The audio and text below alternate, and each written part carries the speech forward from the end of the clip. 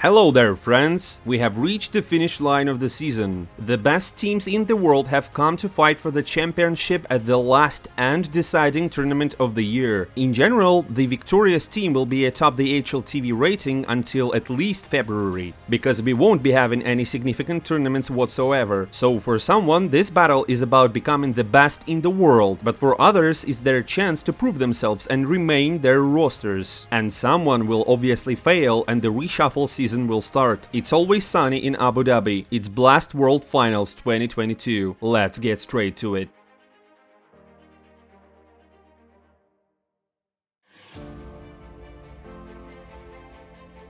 But as always, let's start with a tiny news digest, since a lot of stuff happened in the recent days. First and foremost, let's discuss Valve. As you know, they have just released the update where they fixed Molotov on Anubis, Ancient and Overpass, so the fire grenades won't be flying through the whole map. It's pretty important, since Anubis have seen at least 10 such Molotovs. Also, Valve has updated the rules for the future RMRs. They have added close qualifiers, where they will invite teams according to a rating, and they've added slots for Asian region. If I understood it correctly, nothing has significantly changed, except for the fact that some teams won't have to start from the suburbs to get their invite, meaning that they won't take slots from less known teams. And yeah, we will see more competitors during the qualifiers. We shall see how it will work closer to the next RMR. And a little more news about Source too. According to Gabe Follower, it seems that Valve wanted to swap engines in 2018, but they couldn't manage to transfer all the content that people made. That is, skins, maps, mods, and everything that the community did. And as you can understand, it's a vast amount of content. And later, until 2020, the whole Valve development team was busy with Half-Life Alyx. And then the pandemic came, causing stagnation. So the process slowed down, and as a result, we're still playing CSGO on Source 1. But now, considering what Gabe Follower says, Valve has finally found a solution how to bring all their content to the new engine. So probably we will hear more news on this matter soon. Valve simply don't want to repeat the mistakes they made with CS Source, when they released a new game and nobody played it. Moreover, CSGO has a tight bond with the community because of the whole content they produced, so releasing a raw new game with only standard modes will be a disastrous decision. And on our side, all is left is wait. Next up, we have news about NaVi. Firstly, their organization announced a charity tournament to celebrate their birthday. Fnatic, Faze, Astralis, Vitality, and several other teams got their invitations. But let's clarify one thing. Not the whole teams will participate in this online tournament, but only individual players. For example, Zyvo has already confirmed that he would be taking part. The full list of participants will be released closer to the date. The bottom line is that NaVi will receive donations that will change the rules of the game. Fans will be able to gain access to the player's TeamSpeak after reaching certain donation milestone. In this case, it's $350,000. In order to see rosters of the teams, fans will have to go above $400,000, and to decide the tournament's map pool, they will have to donate more than $500,000. In general, there will be only 4 teams. One will be assembled only from Oppers. That is, for the first time in history, we will see Simple and Zyvo in the same team, and perhaps even Device will join them. The other team will be composed of just in-game leaders. And finally, 2 other rosters will be made up of support players and riflers. It sounds cool. Additionally, there will be a lottery where you can win Simple's autograph, his MVP medal, and the luckiest of all will get the chance to have a personal meeting with him. All this will take place on December 22, almost immediately after the blast. If you are interested, I will do a full review. Just say a word in the comments below, and I think there will be a lot of content. The following news is most likely to be associated not with NaVi only, but with Blast, because they have put the newcomer nipple and not SDY on all their banners with NaVi. That must be very frustrating for SDY. It is, as he's being basically driven out of the composition by all means. However, in fact, this is completely wrong. Listen to what Simple said. At the last blast, I reacted too emotionally to SDY's actions. At the same time, for the last 3 or 4 months, I believed that we should keep him in the squad because he could play better. It might seem to the audience that I hate him and want to kick him out of the team, but this is not the case. Will SDY stay in the team? I have no idea. I believed in it, but now everything depends on Nipal's results. As I said before, the organization has to decide which lineup we want to play in the next season, because we still haven't decided for sure. It turns out he wanted to keep SDY in, although of course no one would really tell so, judging by those moments from the game. And here's what Blade says about the newcomer of the lineup. We have introduced a 6th player before, so thanks to this experience, we have a clearer vision of how to do it. The only difficulty was that we want to give Nipal roles in which he feels comfortable. These are the roles that he had in NaVi Jr. We even sacrificed the strengths of the players from the main squad to give Nipal the right positions. You will see this on some maps. This is done simply so that he can show what he is capable of in the best conditions. We want him to be in his comfort zone. If we had more time, I would have given him more diverse roles. On some maps, I made him try himself as a lurker, regardless of whether he has played that before or not. I just wanted to see how he would react. On some maps, he would have played in the core if we had more time, but for now, by the end of the year, we want to know what his potential is, so we put him in a comfort zone in familiar positions. As for the new map, I think Anubis is pretty simple. It is quite easy to understand and find an approach to it. The only thing I'm afraid of is that everyone will understand this idea and it will become difficult to play on Anubis. But I hope that everything will not be so fast and we will have some advantage. In general, it sounds like everything is being done to make Nipal feel comfortable and at the same time to make SDY find himself in pure discomfort. Well, honestly, I don't even know how this will end. This makes the first NaVi versus Vitality match even more interesting. Moreover, the players themselves add fuel to the fire. For example, here's what Magisk said before the match. I think NaVi is a good team, but it's not the same NaVi as last year. It's not easy for them right now because of everything that's going on in the world. They are not as scary as they used to be, and we have shown that we can beat them. Well, we'll see how it ends. Who is stronger, NaVi with 6 players and one of them being the best player of the year, or Vitality? And by the way, as for the best player of the year, it's not my choice, but what have esports awards stated yesterday. As you understood, Simple was chosen to be the best esports player of the year, and this award was received among all players, not only CSGO. The best rookie of the year is m0NESY, and the best coach is Blade. Well, and the best moment of the year is a play from Twists on Nuke on the decisive map of Cologne Grand Finale. Do you agree with the results? Write in the comments below. And let's go further, and next up we have Shiro, who named his top 5 best riflers. His list consists of Exile, Electronic, Robs, Rain and Hobbit. And between Outsiders and Liquid opens the game day. Major champions against their former teammate. By the way, the teams in these current compositions have never met. I wonder how Ekinder will show himself against his former team. And look what the champions of the major have decided. They have picked Anubis. James wrote in his Telegram channel that he had become an Anubis master. That's some interesting start of the tournament. But first, they need to show themselves on Inferno. And what do we have here? All Outsiders players stayed faithful to M4A1S, and judging by how they started dominating from the start, they didn't even feel the nerf. Each round started with Ekinder's death on Banana, after which the whole attack just crumbled down and the score is 13-2 in the first half. Then in defense, Liquid bounced back a little and the score turned 16-10. And let's move on to see what the teams have prepared for Anubis. And to be honest, the attack from Outsiders on this map looked strange, to say the least. 2 obvious fakes that Liquid didn't even react to. With great difficulty, Outsiders take 6 rounds, but judging by Anubis analytics, this is very little, because at the moment the attacking side prevails here. And in the second half they were able to win only 2 rounds and the score is 16-8. That's some great game from the Americans on the opponent's pick. On the decisive map, Mirage, Outsiders weren't even trying to play. They've lost absolutely everything, even the rounds where they had the majority advantage against the defense with a bad buy.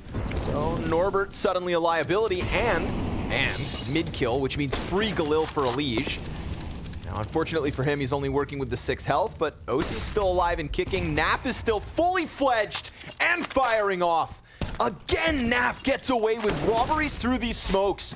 Bomb dropped out in the open, pressure applied from Elige. He finds Kicker again with just spams, and Nitro's pistol prevails. The score is yet again 16-8. Outsiders have not yet shown the game that they demonstrated at the major. James wrote after the game, "Turns out that Anubis is stupid, and I'm the master of the lower grid." Well, and we'll see what's next. It's not for nothing that Ikinder said that they had already trained against them on Anubis and understood the game tactics. And that was the beginning of Blast. And we've got a match between Faze and G2 ahead of us. But this game was overshadowed by grief. Here's what HLTV wrote before the game. "Last night, shortly after arriving in Abu Dhabi, I found out that my father had passed away. It was very unexpected, because everything was as usual when I said goodbye to him before catching the plane. I am only talking about this so that people at the tournament know why I might not be so emotional when meeting them, or even behave differently than usual. I decided to stay and play at the tournament because my family wanted it. I hope this will help me distract myself. Thank you all for your support, and don't forget to hug your loved ones the next time you see them." A similar story happened to Dupree at the major, and that time he brought victory in memory of his father. So I think it would be wrong to joke around and criticize HLTV now. This would just be simply terrible. Let's all just wish him strength and courage.